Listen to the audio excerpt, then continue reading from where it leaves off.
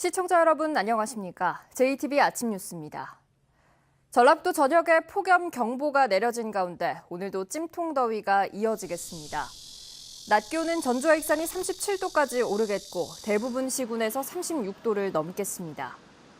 주말인 내일과 휴일인 모레도 비슷한 기온을 보이겠습니다. 폭염이 장기화되면서 온열 질환에 걸리지 않도록 물을 자주 마시고 야외 활동을 삼가는 등 각별한 주의가 필요합니다. 전주기상지청은 다음 주로 다가온 입추 이후에도 35도 안팎의 폭염이 계속될 것으로 내다봤습니다. 어젯밤 부안의 한 찜질방에서 불이 나 손님과 직원 등 4명이 다쳤습니다. 종업원이 소화기를 이용해 초기 진화에 나서고 스프링클러가 정상 작동하면서 다행히 큰 화는 면했습니다. 정원희 기자입니다. 사우나실이 새카맣게 불에 타고 곳곳이 검게 그을렸습니다. 부안의 2층짜리 찜질방에서 불이 난 건 어젯밤 9시 20분쯤. 손님들이 이용하던 1층 사우나실에서 갑자기 불길이 치솟았습니다. 불이 나자 찜질방 직원은 소화기 2대를 이용해 곧바로 진화에 나섰습니다. 또 스프링클러가 작동하면서 불길을 초기에 잡아 불은 30분 만에 모두 꺼졌습니다.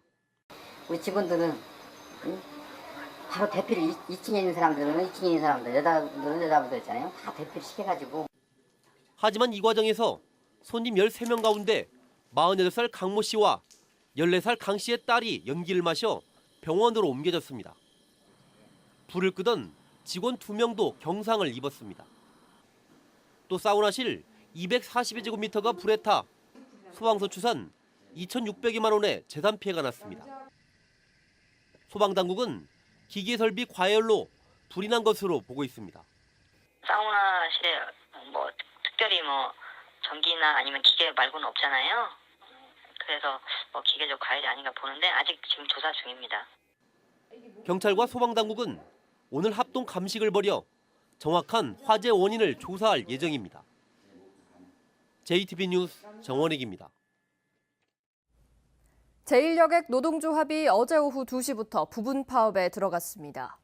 3주째 노인과 학생들을 땡볕더위에 내몰고 있는 이번 파업으로 노사는 물론 전주시까지 비판을 받고 있습니다. 보도에 하원호 기자입니다. 지난 19일 시작된 제1여객의 버스 파업으로 매일 30대에서 50대의 버스가 부분 파업을 벌였습니다. 특히 7일 동안은 오후 3시 또는 4시부터 운행이 중단됐습니다. 땡볕더위 속에서 대부분이 노인과 여성, 학생들인 이용객들은 큰 불편을 겪고 있습니다. 깜깜하죠. 그럼 어떤 때는 좀 너무 오래 기다린다 싶으면 그래가지고 안 올 때도 있잖아요. 그러면 못 기다리면 택시 타고 가버려요. 이번 파업은 임금 체불 등 노사 간의 문제에서 비롯됐지만 3주째 접어든 만큼 노사 양쪽의 책임이 거론되고 있습니다. 사용자는 사제 출연을 통해서라도 체불임금 문제잖아요. 그걸 적극적으로 해결하기 위한 노력을 해야 되고, 노동자들도 지금 이 더운데 사회적 약자들이 대부분 버스를 이용하는데 더 이상 시민들의 좀 불편함이 없도록 하기 위해서 전주시는 3주째 접어들도록 결행에 따른 보조금 삭감 외에는 대책을 내놓지 못하고 있습니다.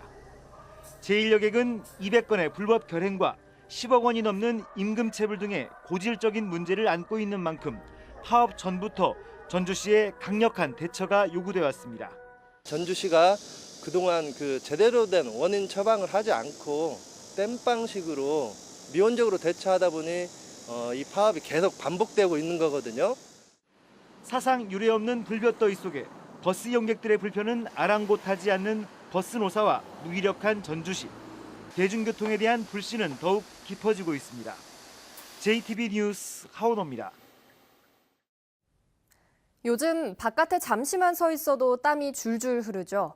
건설 근로자들에게 이번 폭염은 그야말로 최악의 조건입니다. 지난해 정부가 폭염 안전규칙을 내놨지만 현장에선 무용지물입니다. 주혜인 기자입니다. 전주의 한 건설 현장. 근로자 400여 명이 일하고 있지만 그늘막이라곤 파라솔 몇 개뿐. 이마저도 부족해 건축자재 아래서 휴식을 취합니다.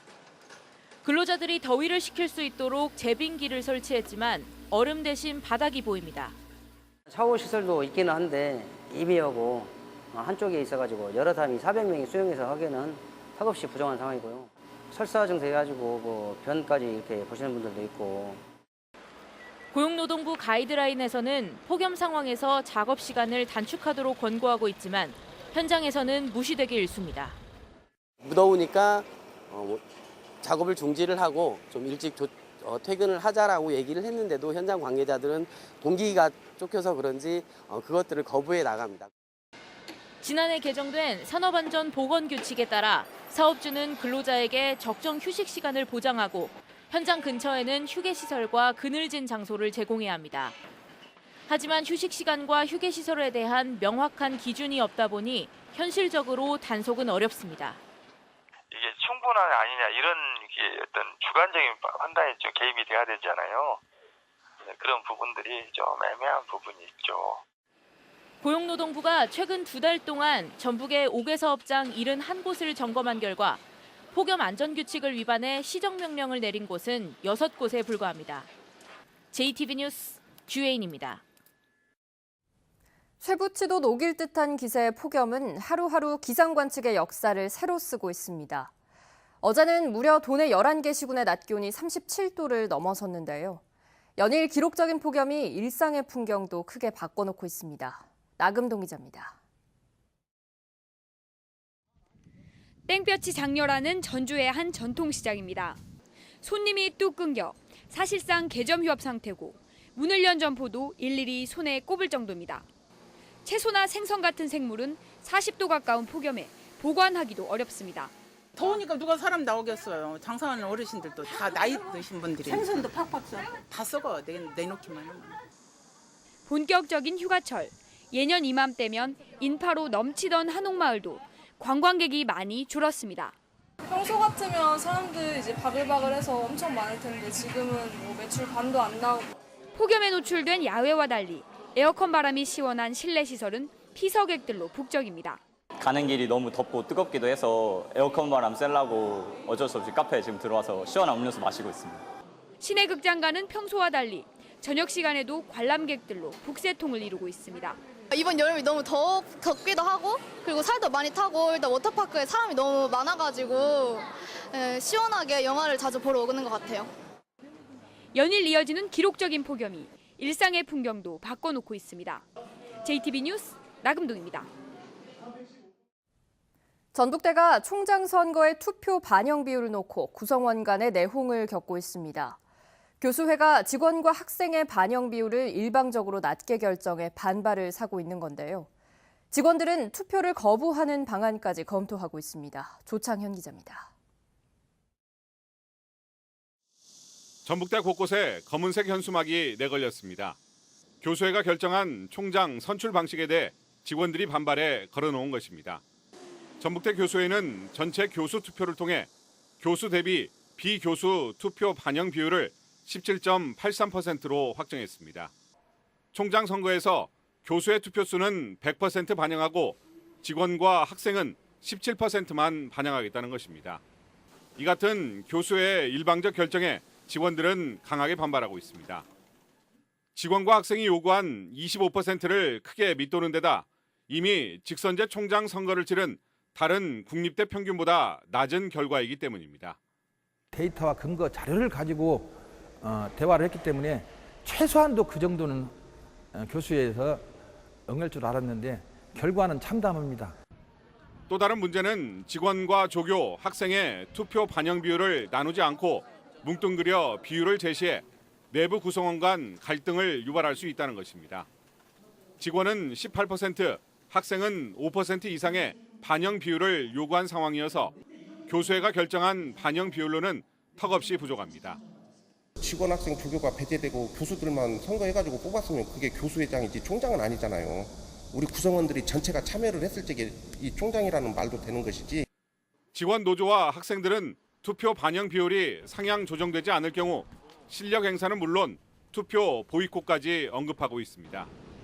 전북대 총장 추천위원회는 오는 10월 11일로 선거일을 확정하고 조만간 투표 반영 비율 등 선거 제반 사항을 확정할 계획입니다.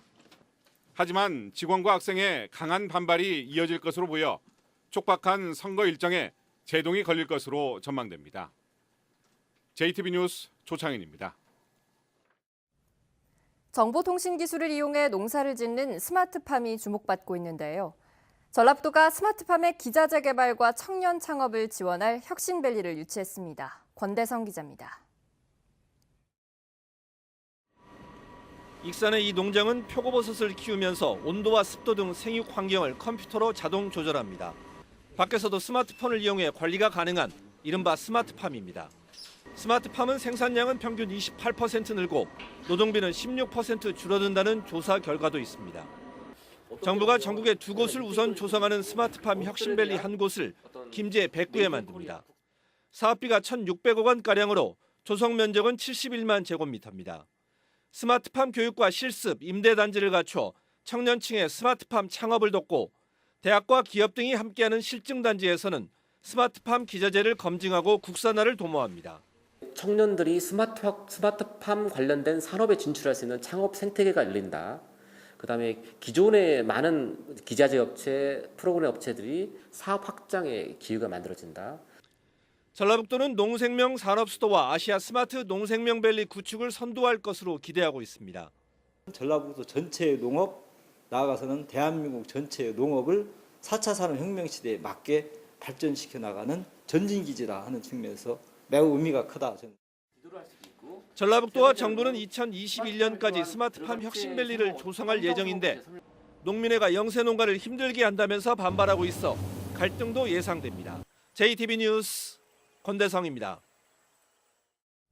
전주시가 한국국토정보공사와 협약을 맺고 가상현실 공간의 쌍둥이 도시를 만드는 스마트시티를 구현하기로 했습니다. 김진형 기자입니다. 전주시가 한국국토정보공사와 스마트시티 구축을 위한 업무 협약을 맺었습니다. 전주시는 국내 최초로 가상현실 공간에 쌍둥이 도시를 만드는 디지털 트윈 스마트시티를 구현할 예정입니다. 남원 백두대간 생태공원이 여름방을 맞아 매일 1,000여 명 넘게 찾는 등 인기를 끌고 있습니다. 남원 백두대간 생태공원은 달빛 영화제와 콘서트, 세계 곤충 여행 등 풍성한 볼거리와 즐길거리를 마련했습니다. 이번 여름 휴가 기간 시원한 전시관에서 다양한 세계 곤충들 만나보시고 또 물놀이터에서 가족들과 좋은 추억 만들어 가시길 바랍니다. 순창군이 복지 건강과 문화 공간이 함께하는 행복누리센터 건립 사업에 착수했습니다.